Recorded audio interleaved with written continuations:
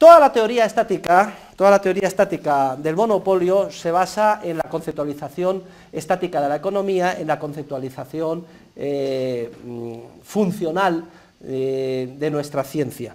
Piensan que hay funciones de costes, funciones de ingresos que se pueden conocer y en realidad lo que hacen es oponer, no me gusta, pero como lo van a ver ustedes en muchos manuales, hacer gráficos.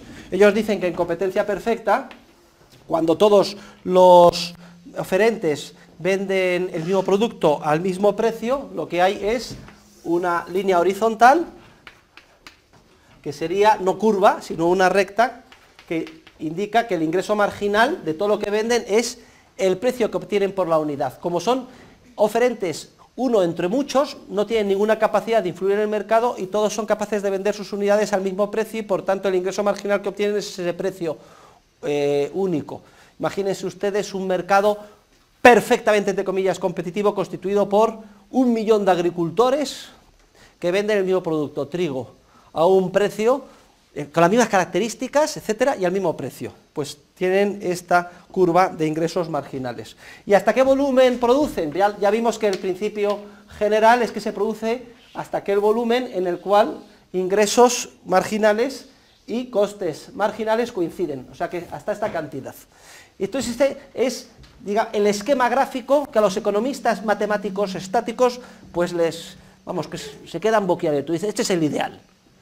En cambio dicen, cuando hay un monopolio, cuando hay pues un único vendedor, es radicalmente distinto, porque aquí ya lo que vemos es que hay la misma curva, dicen, de costes marginales.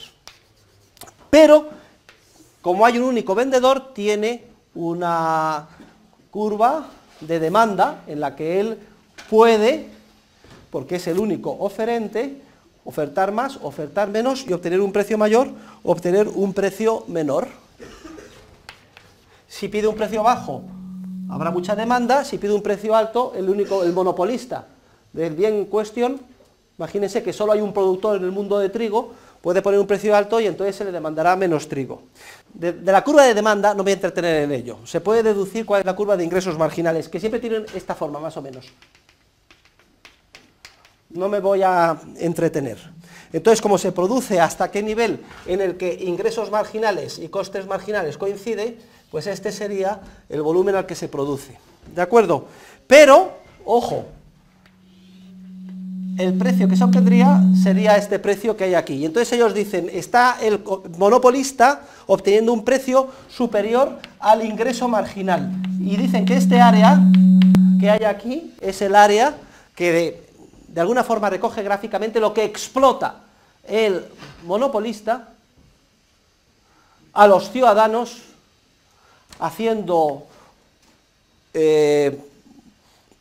uso, o mejor, abuso de su posición dominante en el mercado. Entonces, ¿cuál es la solución para el economista neoclásico del monopolio? Pues muy sencilla, dicen, hay que ir a una situación como esta, en la que se cobre un precio igual al ingreso marginal y no un precio superior al ingreso marginal.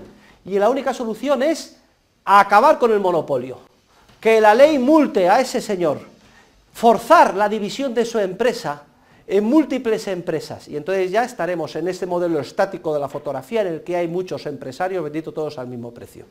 Y entonces ya se queda encantado, ya descansan tranquilo, porque su modelito, que es este, recoge que el ingreso igual al coste marginal y que el precio que cobra es el ingreso marginal. Pero hay un problema. Imagínense ustedes que estamos ante, yo qué sé, Endesa, Iberdrola, o la casi extinta General Motors, o Microsoft, y dicen, monopolio, monopolio, hay que acabar con el señor Bill Gates, hay que exigirle, otra vez voy a jugar la vida subiéndome aquí con ruedas, hay que exigirle que divida su empresa en 1000. El problema que no tienen en cuenta los economistas matemáticos es que si se divide la empresa, aunque no en 1000, ni en 100, aunque sea en 10 o en 4 o en 2, la curva de costes marginales ya no sigue siendo esta. Ya no vale lo mismo adquirir factores de producción para producir. Si usted divide la empresa en muchas unidades, más pequeñas.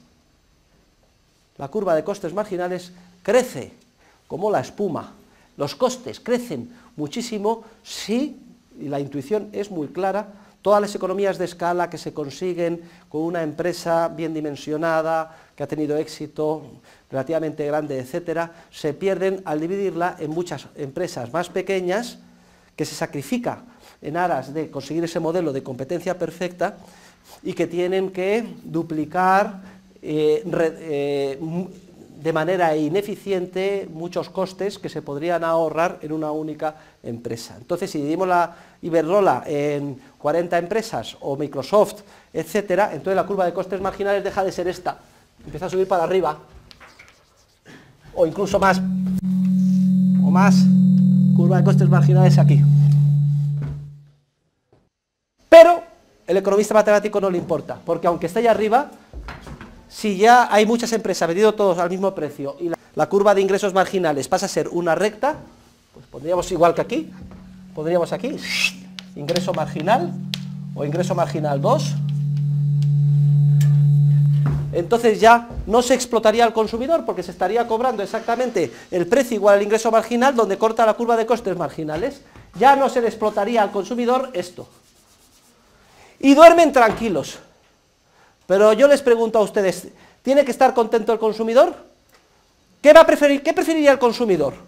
Que no se le explote nada, pero pagar un precio que es 8 veces el que está pagando ahora, o pagar una fracción de lo que, mucho menos de lo que en competencias perfectas saldría, aunque en teoría se me explote algo porque conforme al instrumental analítico, es decir, a las curvas que solo existen en las obsesivas mentes de los economistas matemáticos, parece que se está cobrando un precio superior al ingreso marginal.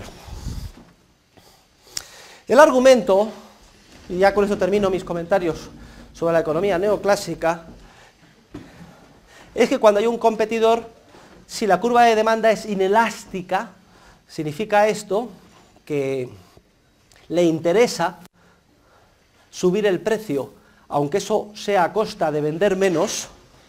Usted sube el precio pero vende menos. Si la curva es inelástica, resulta que el ingreso total es superior, así vende más. ¿Por qué? Porque crece más que proporcionalmente el precio que la disminución de la demanda. Cuando la curva es inelástica, entonces ya es el peor de los mundos. Al oferente le interesa reducir artificialmente lo que produce para conseguir un precio más alto del consumidor. Pero claro, el problema es que ellos están comparando un precio de monopolio con el hipotético precio que habría en competencia perfecta, y como no hay funciones y no se conoce ni se puede saber cuál es el precio de competencia perfecta, no hay ninguna guía. En la vida real solo hay el precio de mercado y el precio que no es de mercado. Y por tanto, es lo único que podemos analizar como teóricos desde fuera. Precio de mercado en vínculos contractuales, resultado del acuerdo voluntario entre las partes. O precio que no es de mercado, impuesto por la fuerza coactiva, alguien que te dice hold up, con una pistola en el pecho te hace una amenaza, o unos sindicatos con piquetes. Es lo único que se puede observar en la vida real. Y no podemos definir una situación de monopolio en base a comparar con un precio hipotético que habría en competencia perfecta, cuando ese modelo de competencia perfecta solo existe en la obnubiladamente de unos teóricos, y además, como les he demostrado, en la vida real solo se daría si se dividieran en muchísimas las empresas, y eso daría lugar a un crecimiento de los costes enorme, que aunque tranquilizara la conciencia del economista neoclásico, porque a todo el mundo se le cobrara su precio igual al ingreso marginal, igual al coste marginal, sería un nivel estratosférico, es decir, a un precio mucho más elevado.